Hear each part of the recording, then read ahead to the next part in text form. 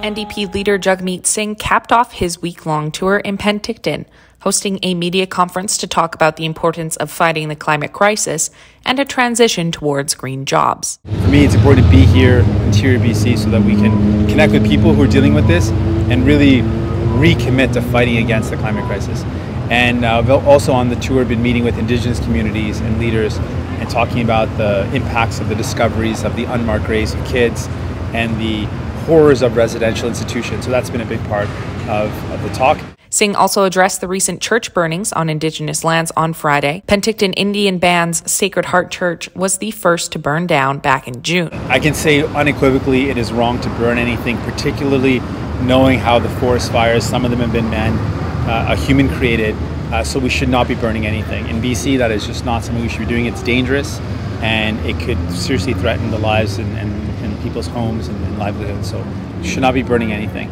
I understand the frustration though, I understand the pain, and that is a very legitimate and real frustration with the church and the impact of the church on Indigenous people. So that's something really important, and understanding how that's hurt people is something we can't ignore, and we have to call for justice. There are documents that churches still have, they're not being released.